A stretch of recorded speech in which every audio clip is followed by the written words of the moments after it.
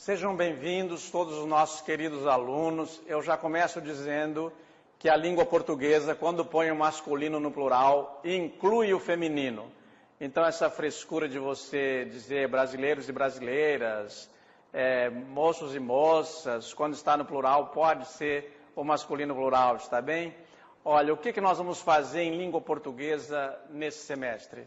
Eu queria começar dizendo a vocês que o ensino de língua portuguesa, que a gente faz em análise textual nesta disciplina, ele está mudando. E está mudando porque nós consultamos o modo como ele vinha sendo feito, o modo como ele vinha sendo ministrado, ouvimos os alunos e reformulamos a disciplina. Começo então, aliás, continuo, este começo, dizendo a vocês o seguinte. Claro que eu gostaria muito mais de dar maus exemplos do que bons conselhos para vocês, não é? Mas eu queria dizer o seguinte, se você quer aprender português, você saiba do seguinte, lembre-se daquele velho lema do Monteiro Lobato, que alguns dos nossos colegas, como o Fábio Simas, a Lana Rego, ou a Márcia Dias, ou outro professor, ou mesmo tutores, já devem ter dito a vocês. Quem não lê, mal fala, mal ouve, mal vê. Por que acontece isso? Porque a língua portuguesa, que nós vamos ensinar nesse semestre, é uma língua que vocês já sabem. Nós não vamos ensinar inglês, que é a língua dos Estados Unidos e de algumas dezenas de países. É hoje o latim do império. Quem não sabe inglês não navega direito na internet.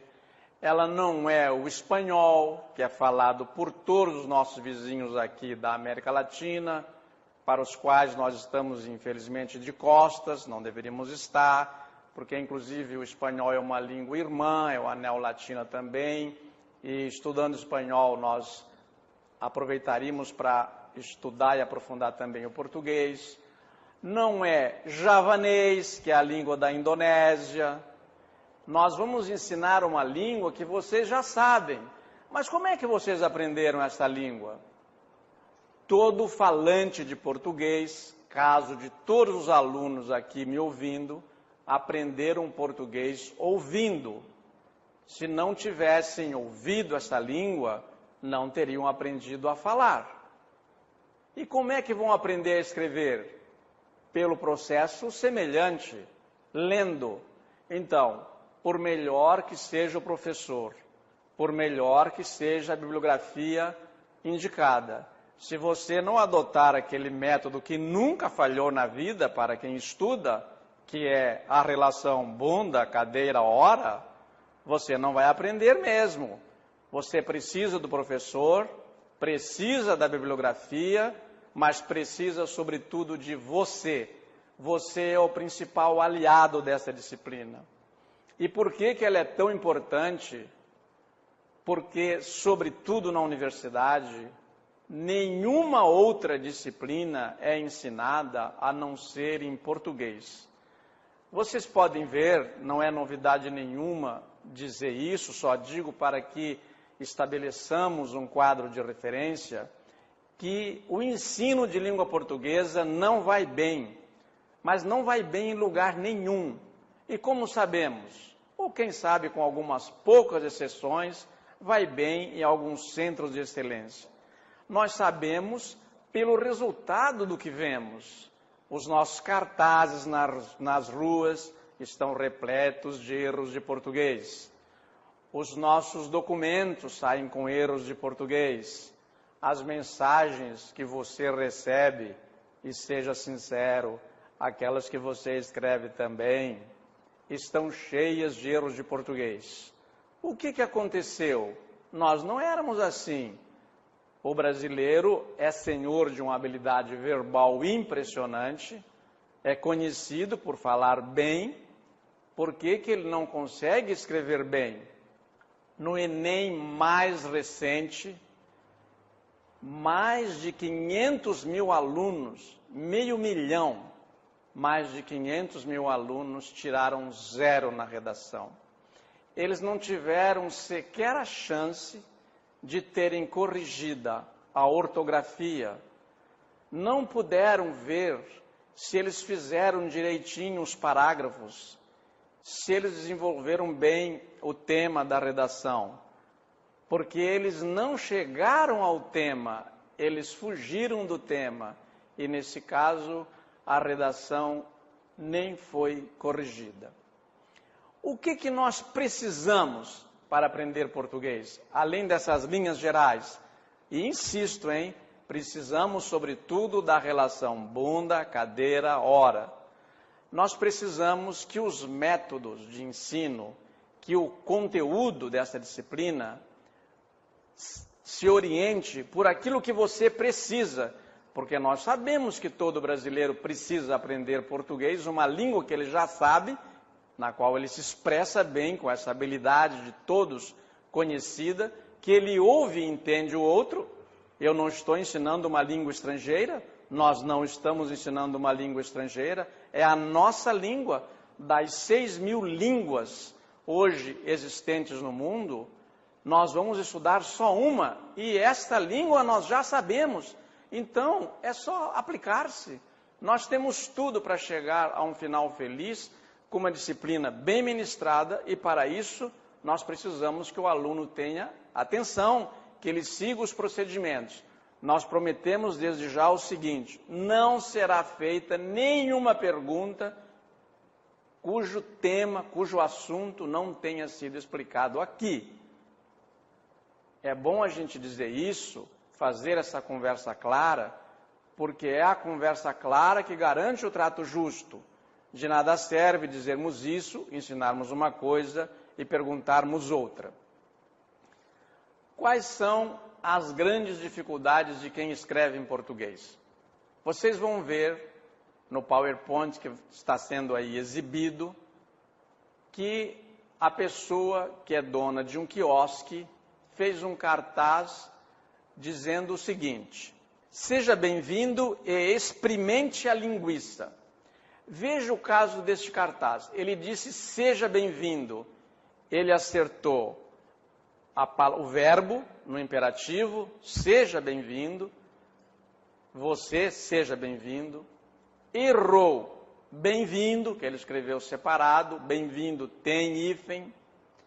E experimente, em vez de experimente a linguiça. Seja bem-vindo e experimente a linguiça.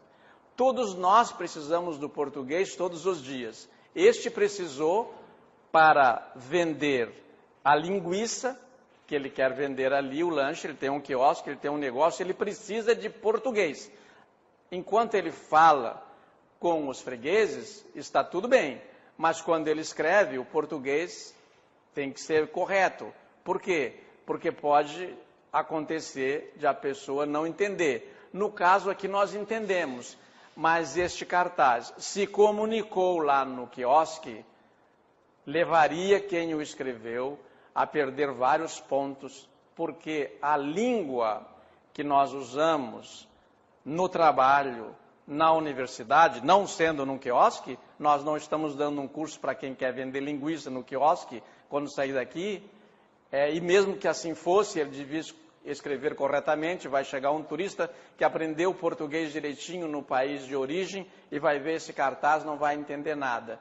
Vejam vocês, eles seja bem-vindo e experimente a linguiça. Em 6 palavras ele errou a palavra bem-vindo e a palavra experimente. Fez 2 erros em 6 palavras, é isso? Na verdade, não são 6 palavras, assim consideradas, porque o E é um conectivo, o E é uma conjunção para dizer 2 coisas. Você seja bem-vindo e você experimente a linguiça. Esse tipo de erro é o erro de ortografia, por mais que o professor ou a professora se empenhe, não vai ser corrigido sem a ajuda do aluno. Por quê? Como é que ele aprendeu a falar experimente? Porque a sua mãe disse experimente, o seu avô disse experimente, os seus vizinhos disseram experimente. Então, esse experimente foi dito tantas vezes no ouvido dele, que ele vai dizer experimente. Mas quando ele vai escrever, o código é outro e ele perdeu o domínio desse código. Ele já teve, ele foi alfabetizado. Por que ele perdeu? Experimente é com X, não é com S. O X, nesse caso, tem som de S.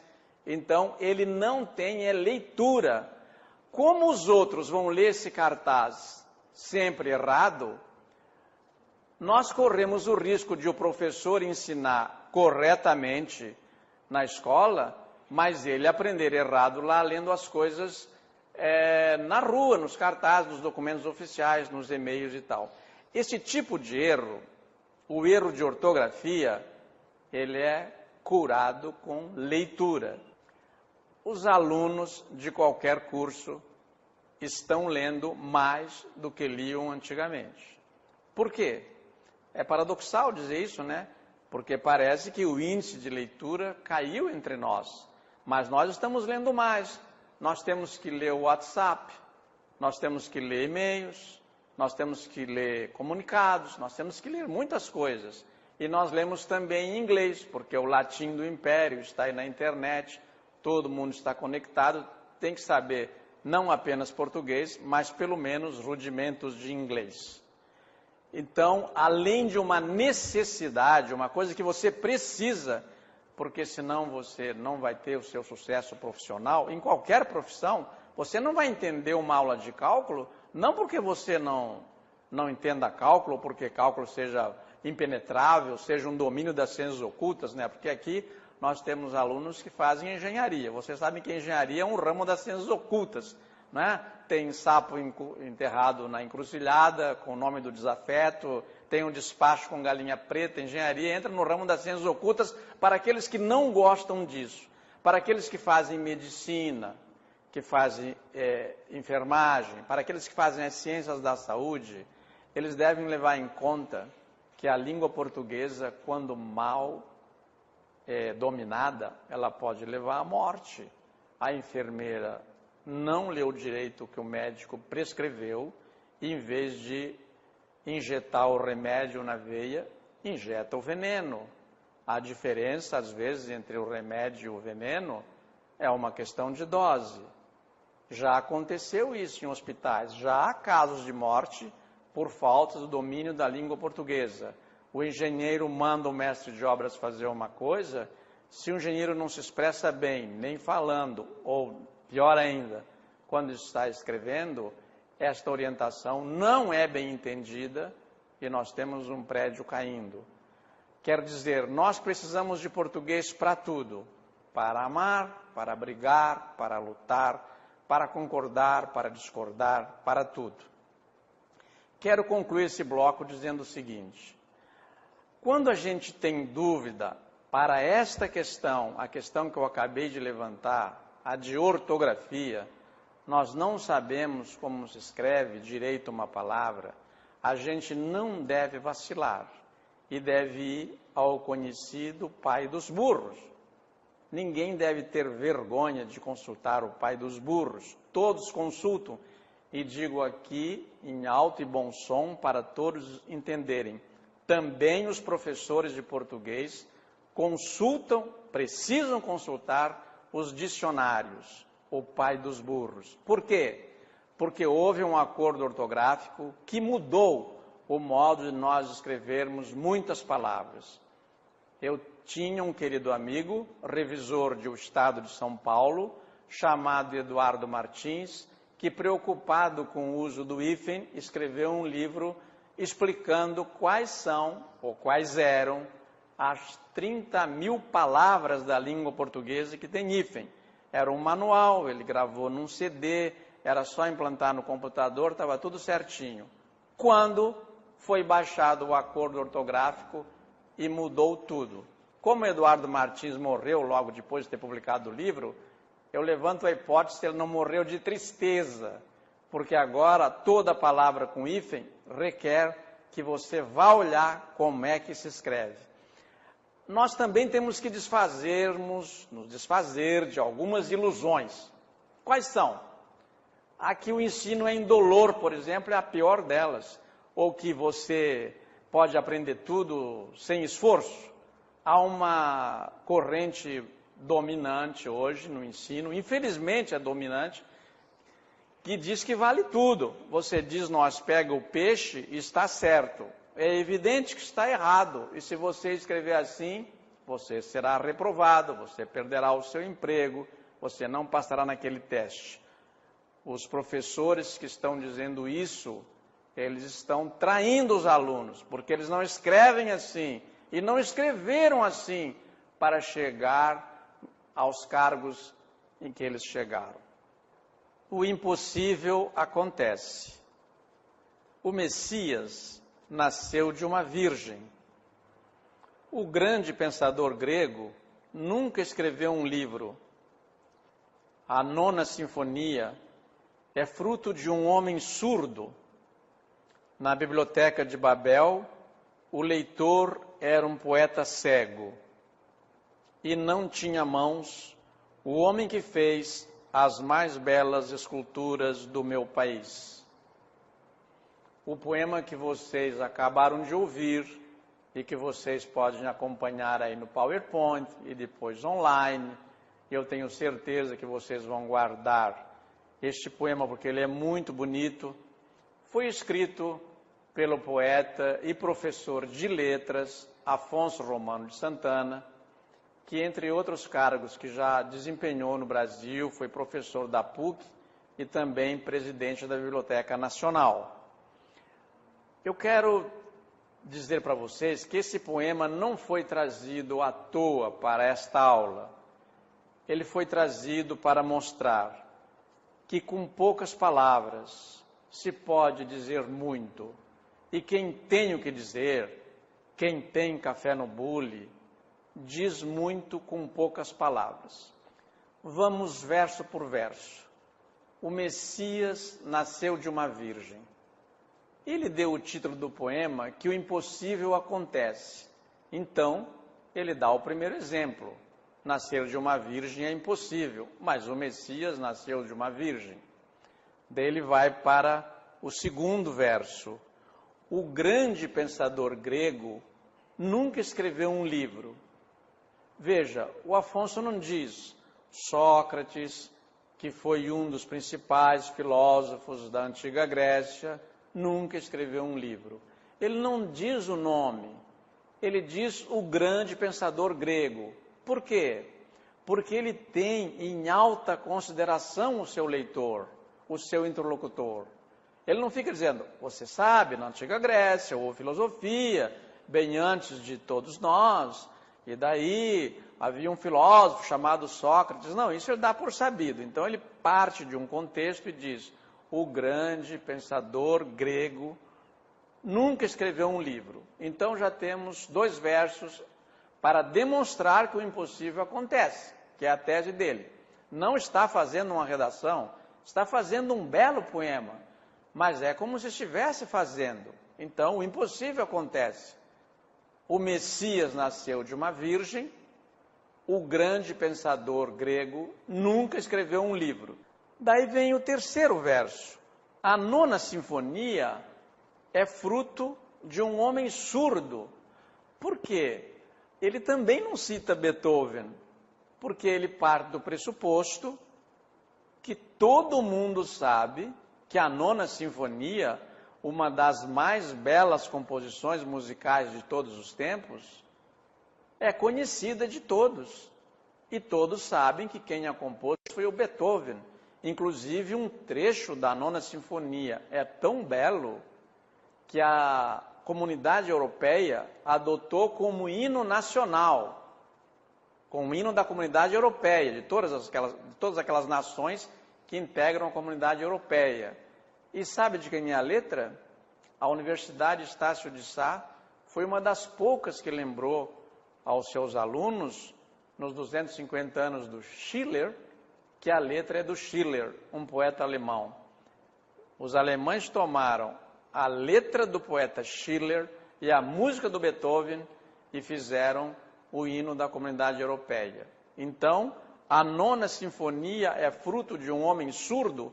Por quê? Porque o Beethoven trabalhou 30 anos para fazer essa sinfonia e ele sofria de surdez. Quer dizer, um dos maiores músicos de todos os tempos, dos maiores compositores de todos os tempos, se não o maior, era surdo.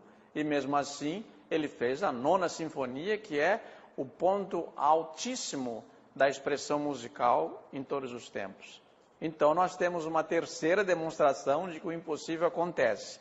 O Messias nasceu de uma virgem, o grande pensador grego nunca escreveu um livro, a Nona Sinfonia é fruto de um homem surdo. Na Biblioteca de Babel, o leitor era um poeta cego. A Biblioteca de Babel é um conto do Jorge Luiz Borges, um dos maiores escritores mundiais de todos os tempos, e vocês deixem passar, relevem, já temos o Papa Francisco, que é argentino, né? Jorge Luiz Borges era argentino e foi um dos maiores escritores de todos os tempos. E ele criou um conto belíssimo, referencial, que se chama A Biblioteca de Babel. E daí, para dar o fecho, porque toda a redação tem 3 momentos decisivos, a abertura, o desenvolvimento e o fechamento, que chamam também de conclusão, ele diz o seguinte: e não tinha mãos o homem que fez as mais belas esculturas do meu país. Nós vimos que o Afonso Romano de Santana se referiu a Jesus, quando disse no primeiro verso, o Messias nasceu de uma virgem. Sócrates, que foi um dos principais filósofos da antiga Grécia, nunca escreveu um livro. Se referiu a Beethoven, quando disse que a Nona Sinfonia é fruto de um homem surdo. Se referiu ao Jorge Luiz Borges, quando falou que na Biblioteca de Babel o leitor era um poeta cego, e se referiu ao aleijadinho, o Antônio Francisco Lisboa, um artista brasileiro famosíssimo do século XVIII, quando disse, e não tinha mãos o homem que fez as mais belas esculturas do meu país. Isto é, nós podemos dizer muito com poucas palavras. Atenção vocês aí, alunos de engenharia, das exatas, das biológicas, que ao contrário dos alunos das humanas, escrevem menos, dizem as coisas com menos palavras, estão no caminho certo. E nós, de humanas, de letras, das artes, temos que nos cuidar, porque o nosso problema é outro. Nós, às vezes, somos prolixos, dizemos coisas demais. Elesbão era conhecido na cidade por 3 particularidades. Era bleso, sofria de incurável ofíase e criava um geminuro. Além disso, seu rosto glabriúsculo lembrava-o de uma donzela egípcia. Nesse dia, Elesbão, justamente achavascado, ficou de cafiroto aceso, acafobou-se e acagipou a focinheira do cafuso. Mas este, nem chus, nem bus. Nós temos aqui um outro tipo de texto. No anterior, nós vimos que o poeta Afonso Romano de Santana, que é também professor universitário, foi professor na PUC, dirigiu a Biblioteca Nacional, com poucas palavras, de todos conhecidas, fez um poema pequeno, com poucos versos, dizendo muito. Ninguém precisou ir ao dicionário para entender o poema do Afonso. Precisou sim pensar para descobrir o que ele quis dizer naquele texto em que ele não cita explicitamente o Sócrates, não nomeia o Aleijadinho, não nomeia o Jorge Luiz Borges e faz um poema em que fala de todos eles e de mais alguns. Aqui nós temos o contrário. Nós temos um texto semelhante a uma bula de remédio. Você foi à farmácia, comprou o seu remédio, que o médico te prescreveu, vai ler a bula e entende muito pouco daquilo, tem que ir ao dicionário. Por quê? Porque também vale a pena você aprender o texto difícil, aquele que você não entende ao primeiro olhar. Por quê? Porque vai melhorar o seu vocabulário. E veja que interessante, aliás, para mim interessantíssimo, bleso Elesbão era conhecido na cidade por 3 particularidades. Era bleso, ou era bleso, porque não existe regra para pronunciar esse aberto e esse fechado.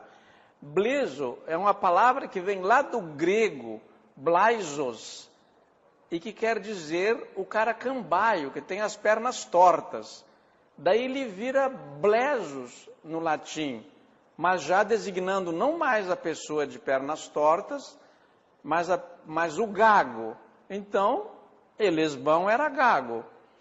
Ele sofria de ofíase, que é uma palavra também que veio do grego ophis, que quer dizer serpente. Por quê? A serpente, ela perde a pele. E daí deu também, esse ophis deu ofídio.